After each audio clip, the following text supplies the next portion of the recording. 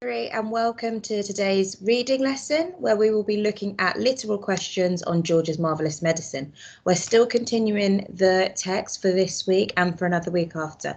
So let me show my screen and we can get started with our starter activity. Okay, so here we go. For your starter activity, you are going to need to insert the correct vocabulary word into the sentence. Okay, so I'm going to read those out to you and you can insert the correct word. The words are below in red and they are towering, stammered, gigantic, cackling, gaped and miracle. First sentence. My best friend in awe as I presented her birthday present. 2. The trees were tall and although there was a stump in the middle where the tree had fallen. Number 3, Harry and Ron could hear Professor Umbridge from down the corridor. Pause the video so that you can complete those 3 sentences first. Great effort. Let's move on to the next 3. Number 4, the inexperienced actor nervously through his speech. Number 5, the doctors were searching for a cure for the disease. And number 6, the wings of the plane were strong enough to withstand the weather. Pause the video and insert the correct words into those sentences. Okay, so let's go through the answers. And what I'm going to do is I'm just going to write number 1, 2, 3, 4, 5, 6 by the actual words because it's a lot easier for me. So my best friend gaped in awe. So gaped is number 1 as I presented her birthday present. Number 2, let's do it in a different color. The trees were tall and towering. Towering is number 2, although there was a stump in the middle where a tree had fallen down. Number 3, Harry and Ron could hear Professor Umbridge cackling from down the corridor. That's 3 is cackling. Hopefully you got the Harry Potter reference there as well. I know many of you are reading that now. Number 4, the inexperienced actor stammered. Oopsie daisy. Sorry, my apologies. So stammered is number 4. The doctors were searching for a miracle cure. That's number 5 is miracle. And that means number 6, the gigantic wings of the plane were strong enough to withstand the weather. Okay, hopefully you got those right. If you did not, then make sure you do go back to the vocabulary video and have a recap over those new words as they will be in this week's text. Okay, so we're going to start reading. I am going to read some bits, you are going to read some bits with me, and some parts you are going to read completely by yourself. Make sure that you're reading with expression. That means you're changing and varying the tone of your voice. Make sure your voice is loud and clear. Okay, this chapter is called The Pig, the Bullocks, the Sheep, the Pony, and the Nanny Goat. Okay, I'm going to start reading. At that moment, George's mother came back from shopping in the village. She drove her car into the yard and got out. She was carrying a bottle of milk in one hand and a bag of groceries in the other. The first thing she saw was a gigantic brown hen towering over little George. She dropped the bottle of milk. Let's read this part together all the way up into mother, okay? Then Grandma started shouting at her from the rooftop, and when she looked up and saw Grandma's head sticking up through the tiles, she dropped the bag of groceries. How about that then, eh, Mary? Grandma shouted. I'll bet you've never seen a hen as big as that. That's George's hen, that is. But, stammered George's mother. And I'm going to read the next part by myself. It's George's medicine, Grandma shouted. We've both of us had it, the hen and I. But how in the world did you get up on the roof? Cried the mother. I didn't. Cackled. Well done, we've got cackled, or hopefully you picked up stammered as well. The old woman. My feet are still standing on the floor in the living room. This was too much for George's mother to understand. She just goggled and gaped with her mouth open. She looked as though she was going to faint. A second later, George's father appeared. His name was Mr. Killiecrankie. Mr. Cranky was a small, turn the page to 49, was small with bandy legs and a huge head. He was a kind father to George, but he was not an easy person to live with because even the smallest things got him all worked up and excited. And I want you to read from The Hen, which is all the way here, up until the end of the page. And you can play the video once you've done that. Well done for reading that. Let's read this next part together. From Mr. Cranky, we're going to read all the way to George here. Mr. Cranky looked up and saw Grandma. "Shut up, Grandma," he said. That's a bit of a rude word, but usually we don't use it in school. But you can see he's very fed up with her and he doesn't want to hear anything she's saying. He said it didn't seem to surprise him that the old girl was sticking up through the roof. It was the hen that excited him. He had never seen anything like it. But then who had? "It's fantastic," Mr. Cranky shouted, dancing around and around. "It's colossal. It's gigantic. It's tremendous. It's a miracle. How did you do it, George?" Now I'm going to read the next part by myself. George started telling his father about the magic medicine. When he was doing this, the big brown hen sat down in the middle of the yard and went cluck, cluck, cluck, cluck, cluck, cluck, cluck, cluck, cluck. Everyone stared at it. When it stood up again, there was a brown egg lying there. The egg was the size of a football. Turn the page. And let's read it together. "That egg would make scrambled eggs for 20 people, Mrs. Cranky said. "George," Mr. Cranky shouted, "how much of this medicine have you got left?" "Lots," George said. "There's a big pot full in the kitchen, and this bottle here is nearly full." "Come with me," Mr. Cranky yelled, grabbing George by the arm. "Bring the medicine. For years and years, I've been trying to breed bigger and bigger animals. Bigger bulls for beef, bigger pigs for pork, bigger sheep for mutton." They went to the pigsty first. George gave a spoonful of the medicine to the pig. The pig blew smoke from his nose and jumped about all over the place. Then it grew. In the end, it looked like this. I want you to read from here to here by yourself, and then we will resume that once you've done that. Then the sheep. He gave some to his grey pony, Jack Frost. And finally, just for fun, he gave some to Alma, the nanny goat.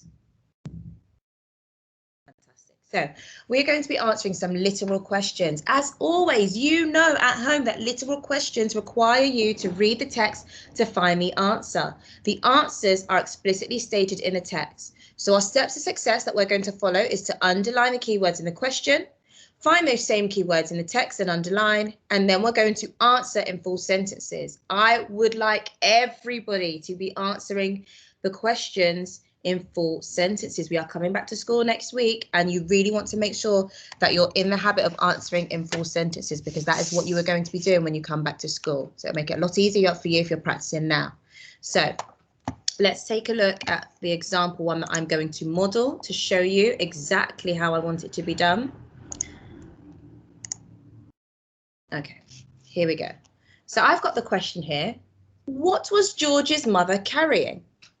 Okay, I'm going to read that again. What was George's mother carrying?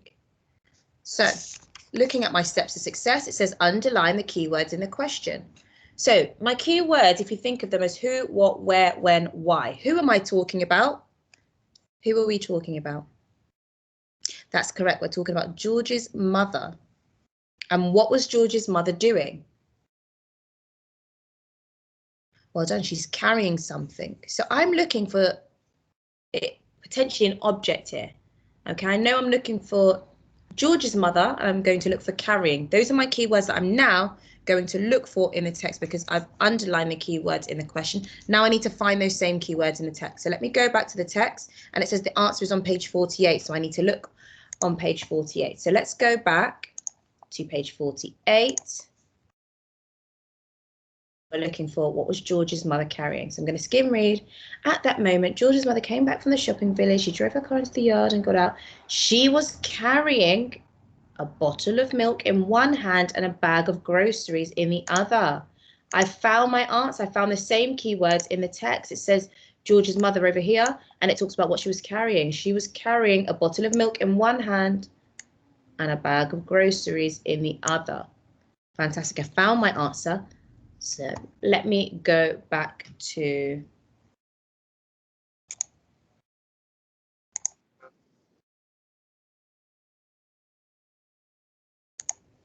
I'm just going to go back to my text so I can write down my answer. So what was George's mother carrying? I found the same keywords in text. Now I need to underline in answer the question in a full sentence. So a full sentence would use the same words. If the sentence said, the question said, what was George's mother carrying? My full sentence should be what? Have a guess at home, year 3. How can I start my full sentence using the same words from the question? Hopefully you said George's mother was carrying or George's mother carried. I'm going to say George's mother was carrying. Okay, and I'm going to use my neatest joined up handwriting to do so. So I'm going to start by using the same words in the question. George, capital letter for George, not only because it's the beginning of the sentence, but also because it's a proper noun. So George's mother. Alternatively, I could have said Mrs. Cranky. George's mother, because that's her name, Mrs. Cranky. George's mother was carrying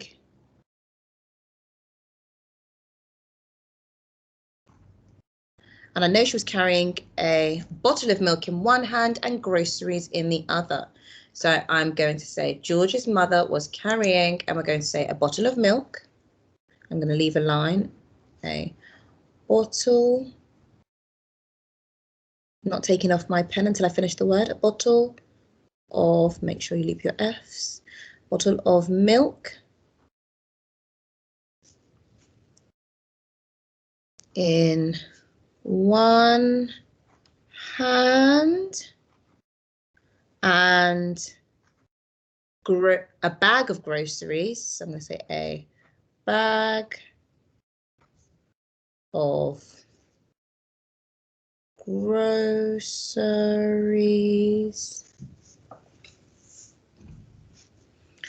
in the other. Full stop. And I'm just going to read my sentence back to myself to make sure it makes sense. What was George's mother carrying? George's mother was carrying a bottle of milk in one hand and a bag of groceries in the other. I'm very happy with that, so I'm going to move on to the next question. Now, you at home, you're going to go to the actual independent task, which I'm going to read out to you now. So let's go back to our slides so that we can complete our independent activity. The independent activity is to answer the following questions in full sentences. What was the first thing that George's mother saw when she came into the yard? The answer is on page 48. Question 2, what did George's mum do when she saw Grandma's head sticking up through the tiles? Again, the answer is on page 48. Make sure you follow the steps to success to answer those questions correctly. Pause the video so you can do that now. Question number 3, where was Grandma's feet still standing?